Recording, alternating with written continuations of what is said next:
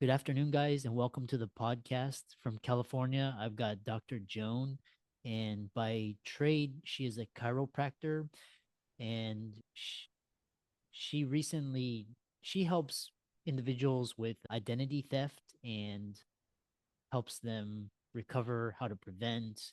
And so this conversation is going to be all about identity theft. And if that's of interest to you, I'm really happy to have her on the show. Joan, welcome. I'm so happy to be here, Chris. Yeah. As it's a huge problem these days for people, and most people don't even know how to handle it. Yeah. And briefly introduce yourself and how you got started. And I'm really excited to, get into the nuances of it. Yeah, me too. So I'm Dr. Joan of Angels, Dr. Joan Hangarter. Over the years, I evolved from practicing chiropractic, and I used to consult in other chiropractors' offices. And then I pivoted also and began to coach people to how to live your best life. And so I expanded my practice in many ways. But this last summer, and I've been a speaker, I spoke all around the world, executive producer of a company called Portal to Ascension. We did online and in-person conferences everywhere, Egypt, London, the UK. So it was great.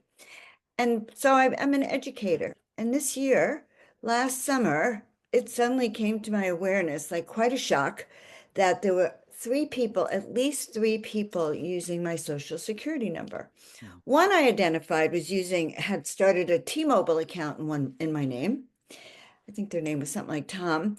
One person the IRS had actually told me about or mentioned years ago, 2005, briefly mentioned as if it was no big deal, someone using my social security number. And then the third person I caught trying to get a loan in my name. That really was like having someone slap you awake, Chris, to realize that there's something going on. And I was in the middle of launching a big project. I was rewriting my book. I had a lot going on. And suddenly I had no time to deal with this, and I had hours and hours of having to pivot to try to understand what was happening to my credit. And that is how I got into this. That's my background of really this year becoming an advocate for reminding people, especially seniors, to be alert to what's happening with your accounts. Mhm. Yeah. And so we'll dive right into the questions. And first thing is typically the traditional methods is shred up your mail, your address, all that stuff. But I think now and everything's digital and people are getting more sophisticated. So, what are the top ways that people make themselves vulnerable to identity theft? First of all, the largest theft comes from people we trust that pretend to be people we trust. So you get a letter from your bank, you get a letter from PayPal, you get a letter from Norton. This happened to me just recently. Norton wrote to me, and I thought it was real. So you see a trusted person, and then the thing to do to avoid identity theft is then to look at the email address.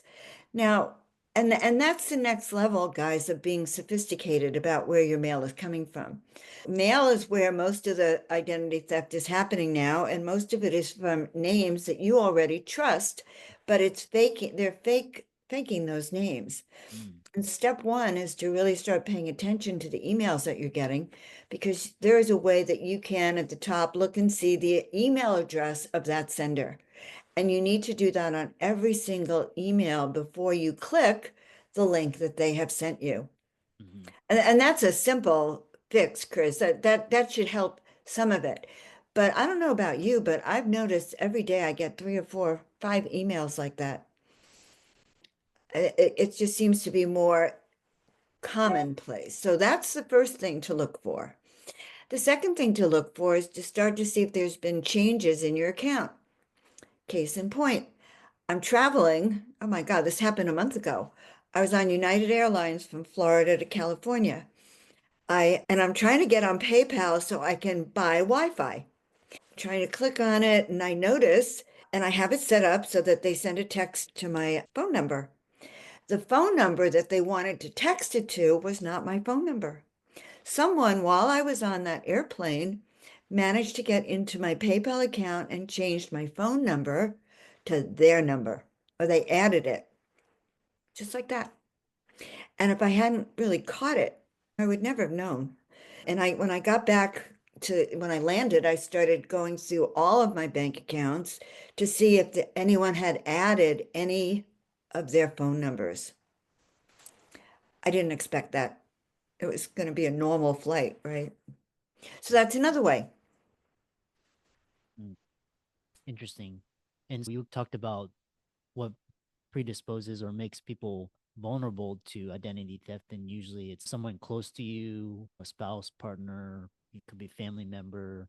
And then there's all these hacking, and I get all these random texts say call this number, which I never do. It's because I know it's in there, like your so and so account is being hacked, or call this number and you're routed to some place in overseas. And they're what so when you get these sort of, we'll narrow down on the social aspect, the social engineering, and the cyber security aspect. So what things should people be wary of, especially with text, phone calls, people sending you links? What things make a initial contact suspicious? First of all, this means you have to become far more paranoid than you ever used to, Hmm. because you have to actually start looking. A text that comes from someone I don't know, that's Mm. already suspicious now.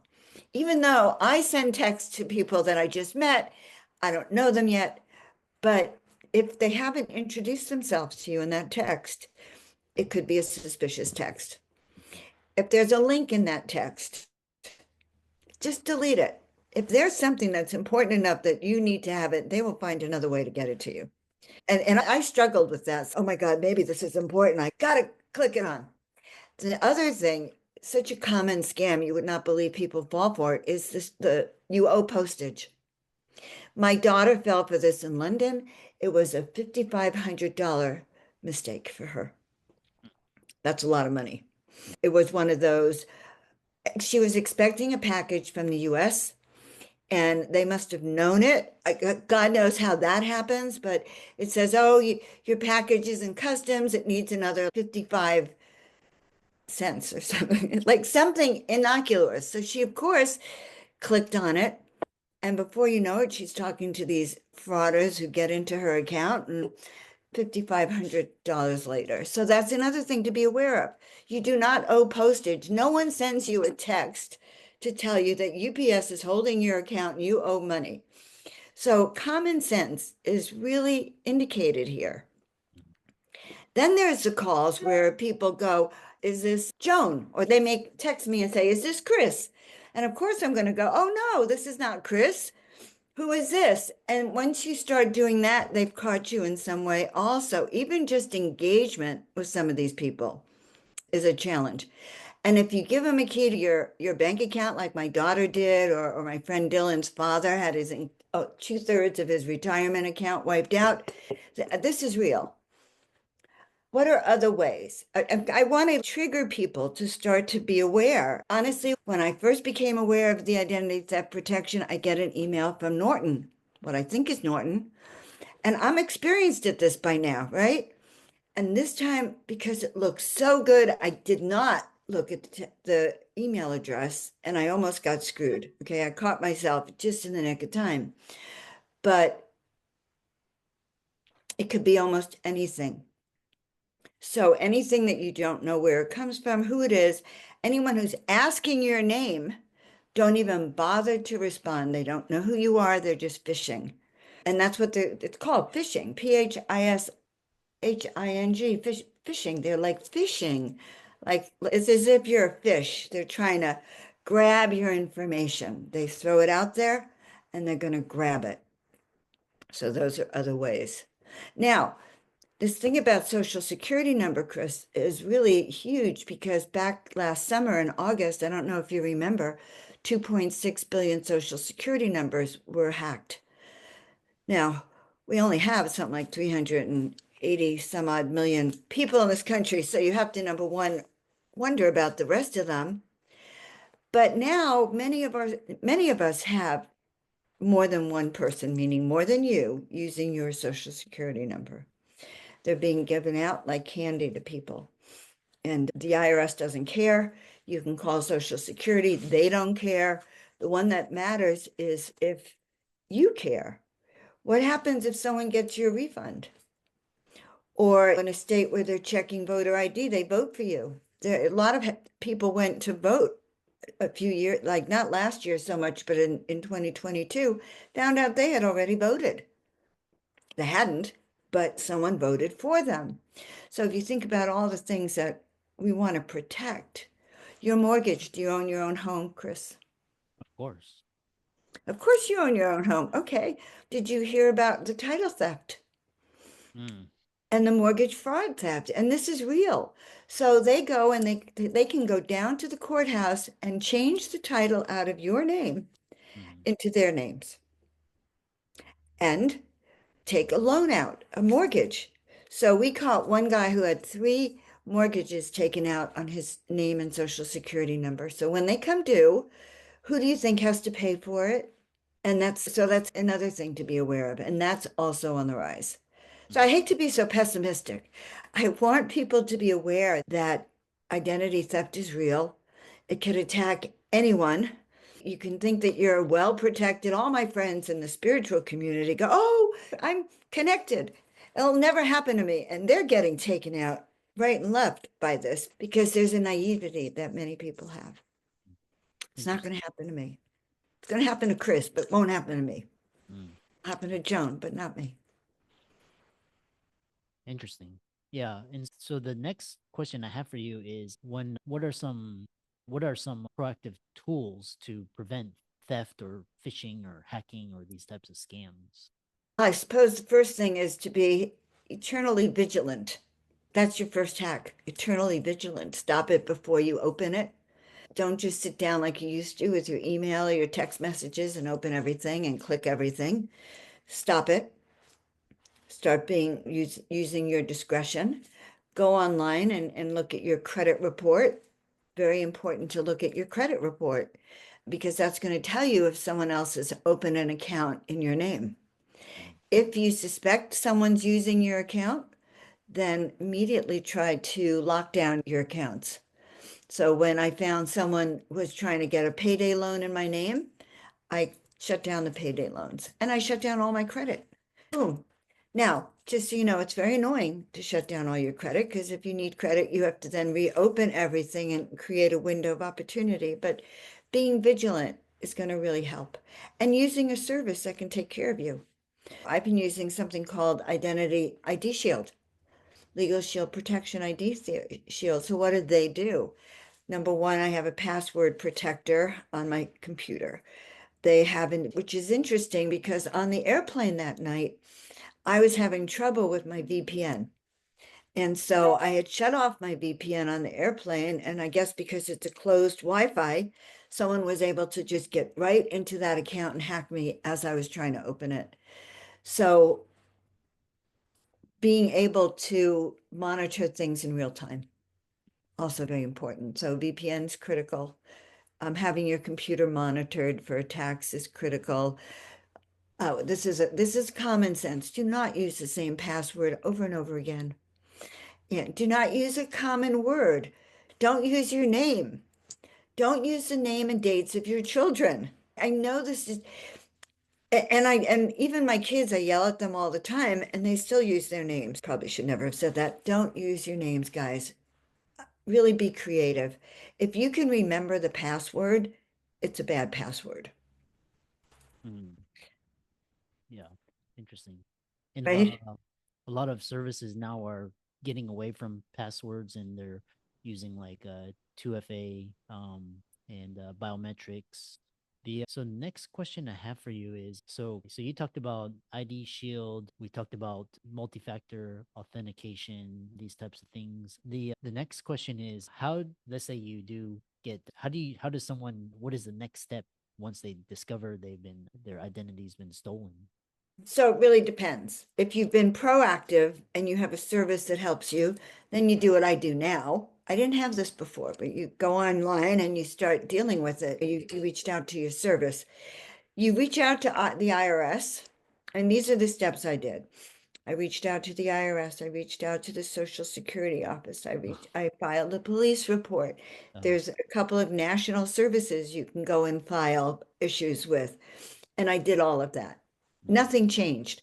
The guy who has my T-Mobile account, and his name is, I think it's Thomas, he still has that account. The other guy who obviously is paying taxes using my social security number still has that account. I'm the only one agitated, guys. And so you just have to keep monitoring your credit regularly, like monthly, like brushing your teeth monthly to make sure no one has really attacked you. Mm-hmm. Interesting. Even Uh, with your title, Chris, yeah. even with your title, really protecting yourself, your mortgage, to make sure, because now it's getting more insidious, Mm-hmm. not less. Yeah. Yeah, and then I get all these random texts saying, "Oh, we're interested in buying your property for cash," and it's just like a random text. Like I said, these are really stupid and annoying things, but maybe some of the audience really doesn't know that, so just keep aware. Just all these just like I said. So what's interesting is what you're a chiropractor and you're also an energy healer. We have a few minutes remaining. Talk about just healing, like what does it do emotionally or energetically, and talk about karma to these perpetrators. Karma to those perpetrators. This life, past life, and future lives, let it all be ruined. No. Yeah, look, we know that it happens, and our job is to protect ourselves and the people we love. And everything on this. And it's a reminder. Really use it as a reminder to self-protect, to go around and look at your defenses. Like at home, you walk around, you make sure the door is locked, the windows are locked. Now you're adding your own personal identity also to make sure you have it protected from everyone else. It takes extra time to think about it. You just don't automatically answer everything like a naive person that we used to be before this show. Just because the other day, I'm telling you, every day I get all these texts from people now. Feel free to text me, guys. I offer free financial, these consultation about these issues. If you're feeling like you have to deal with them, you don't understand what's going on, because they pose. Here's another one, Chris. I didn't even mention AI is making it even worse. So you remember a couple of years ago, there was a scam that for parents, they'd somehow get a phone call that their child was kidnapped and in South Africa somewhere penniless. You know what Mhm. I'm talking about? Now they're doing it on AI and sending parents videos of their kids having lost a finger already, like a terrifying situation. So now we have to watch out for AI taking over and frightening us even more. Mm. Yeah. Yeah, that's something I was gonna ask you about, and just like random calls in the middle of the night, cloning your voice or cloning your kid's Yeah, voice, and almost exactly identical. Interesting. And so you assist with that. And so how can people learn more about you and learn more from you and connect with you? first thing, thank you for asking that, guys. I'll send Chris my website so you can have it and he can put it on there. But you can just reach out to me at my phone number, 415-717-1385. Now, don't make it a random text. Here's what you have to say in the text for me to answer you. Give me your name and you'd like a financial consultation. You heard me on Chris's show. That way, I actually know you're a real person. Mm, And that way I will answer you. So that really is the best way to get a hold of me, is just to send me a text and we'll work that way and work backwards. yeah, excellent. Thanks so much for coming on and talking about such an important topic. Yeah, thank you, Chris. It's been great. Yeah, things I didn't even remember. Oh yeah, don't forget your Gmail accounts too. They hacked those last summer. Yeah, So just stay safe, everyone. yeah, yeah. Use two-factor authentication, biometrics, and thanks so much for coming on. You are so welcome, Chris. Appreciate it.